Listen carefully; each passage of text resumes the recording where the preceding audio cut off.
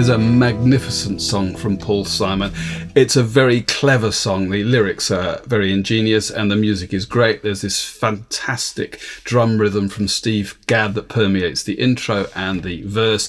Just two simple sections though. The verse has got some more unfamiliar chords. The chorus has got like 3 chords, bar chords. They're all very straightforward. So we'll look at the verse chords. There is also though, and you don't generally see this in guitar arrangements, there is a second guitar part. And as we'll see, maybe a third guitar part.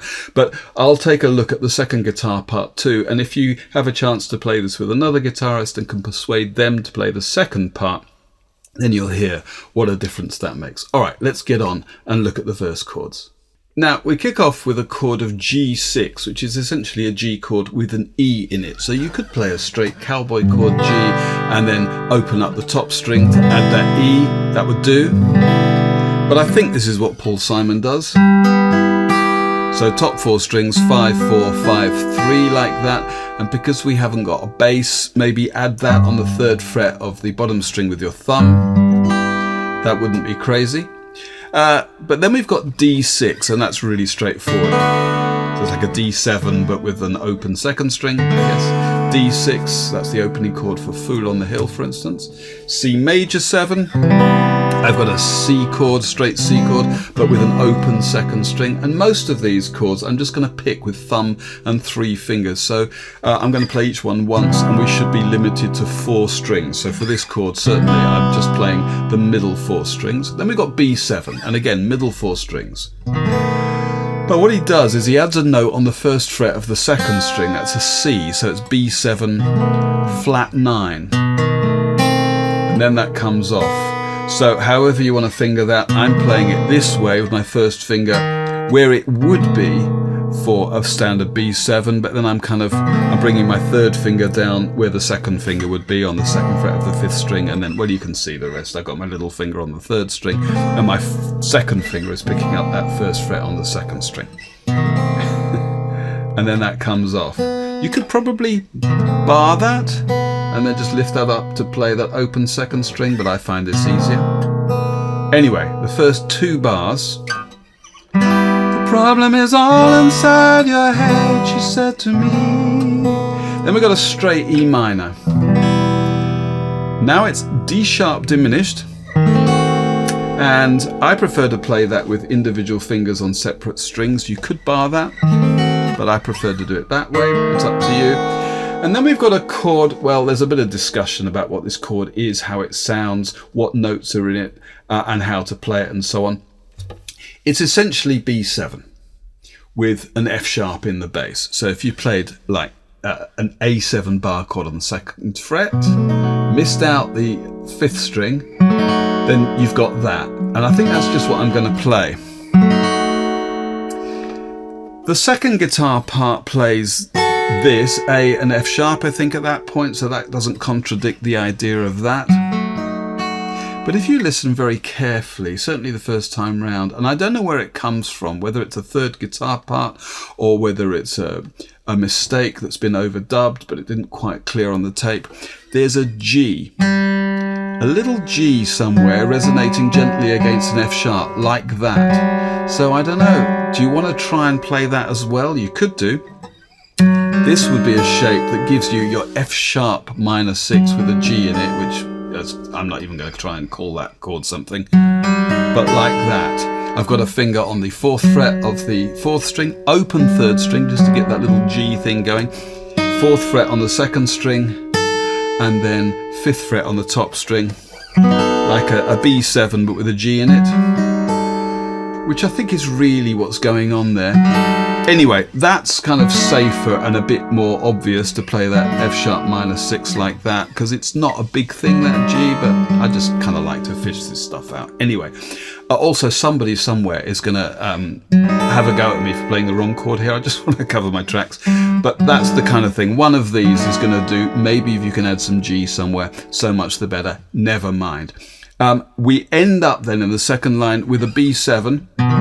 Like we had before, but this time we've got an open 3rd string as well, because it's B7 augmented, or B7 sharp 5. Okay, so the whole of the first 2 lines.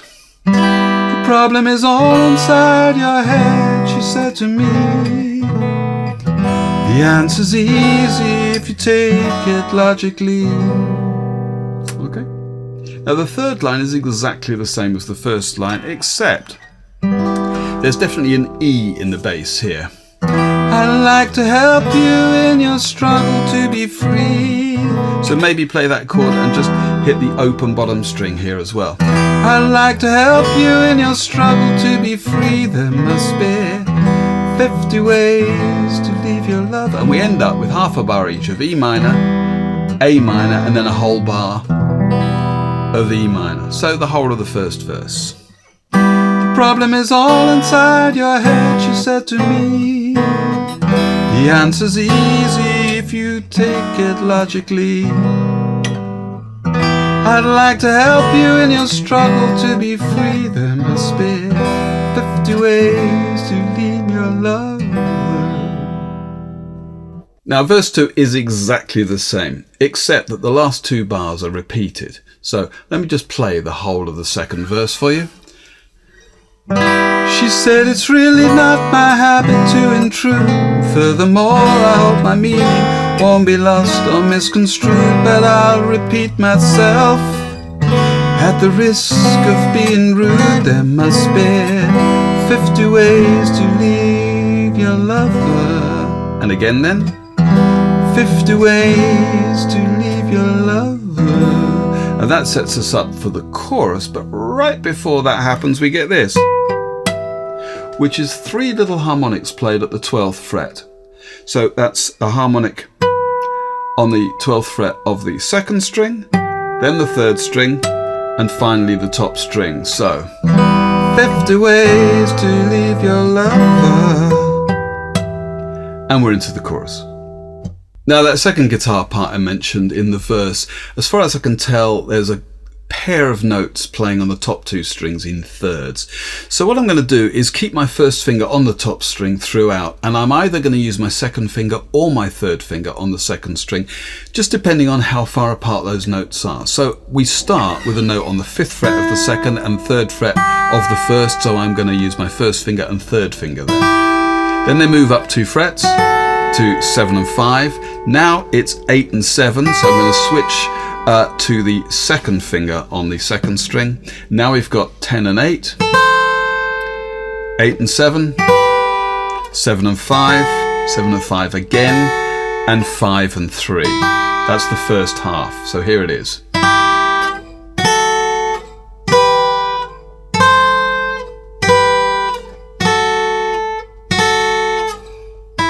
That's the first half of the verse.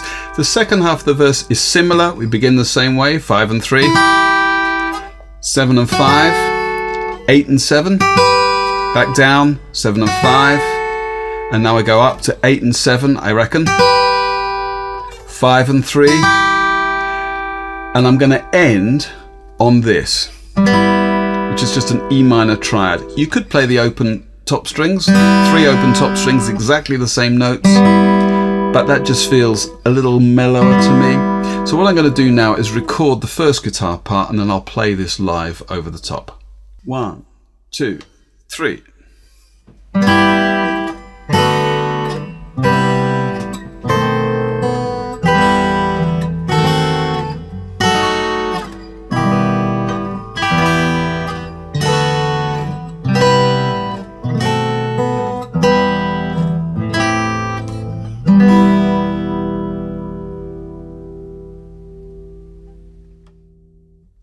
Well, after all that, finally something really straightforward. The chorus is a bar of G, a bar of B flat, a bar of C, and back to a bar of G, and that happens 4 times round, and that's it. I mean, there's an extra bar of G tacked on the end, but really there's nothing else. G, B flat, C, and G. And I'm going to play all the chords using the same bar chord shape.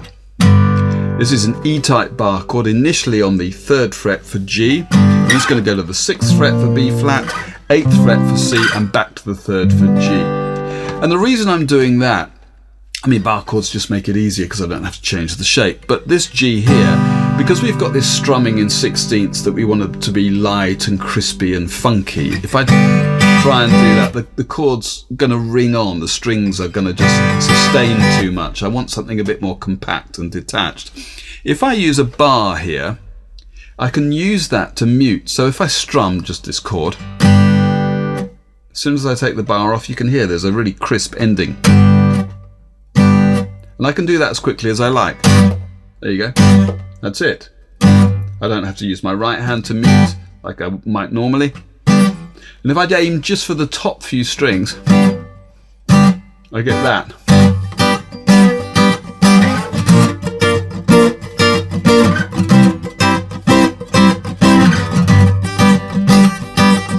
That's the kind of pattern I'm after. I might go for something a bit more bassy on the initial strum of the bar. 2, 3, 4.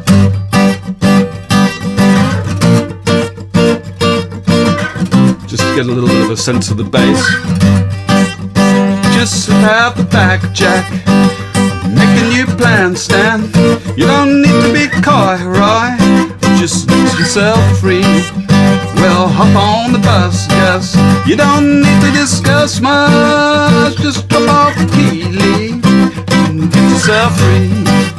Oh, slip out the back, Jack. Make a new plan, Stan. You don't need to be coy, Roy. Just listen to me. Oh, hop on the bus, Gus. You don't need to discuss much. Just drop off the key, Lee, and get yourself free. Another bar of G. 2, 3, and it's back to the next verse. You can hear that I find it a bit difficult to sing those lyrics, reading them, thinking about what I'm doing and keeping the rhythm going. But, you know, that's the gist of it anyway. All right, look, thanks very much for watching. Hopefully see you on the next one. And in the meantime, let's have a playthrough.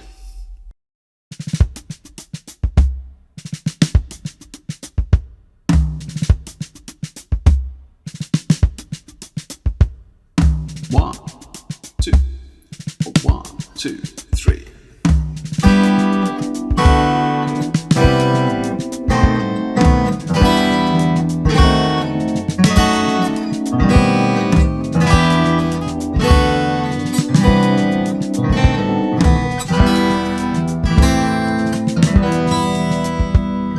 The problem is all inside your head, she said to me.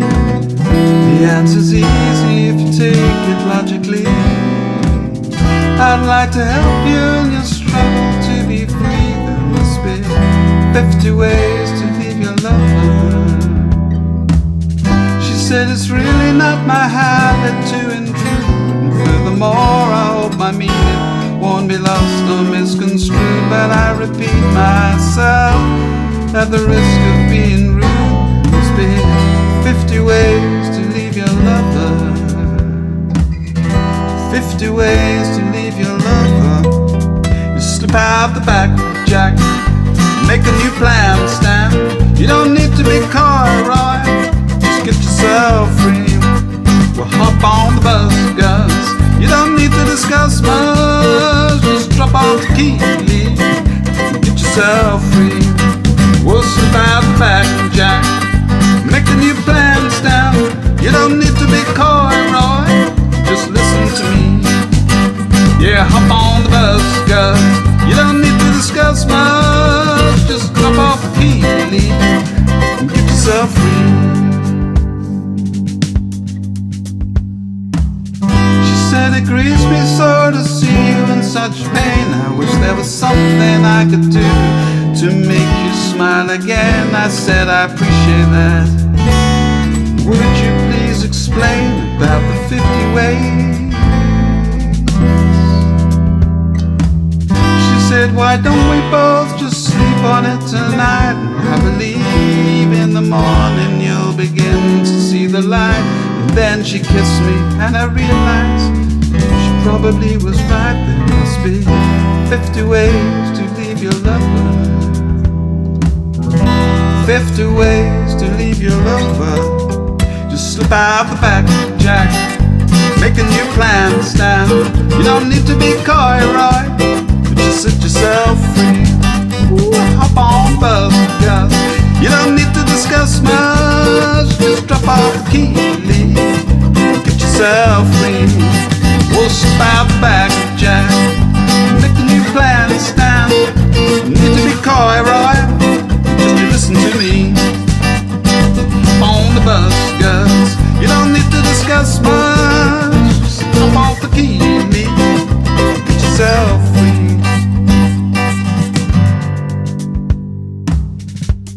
And that's it.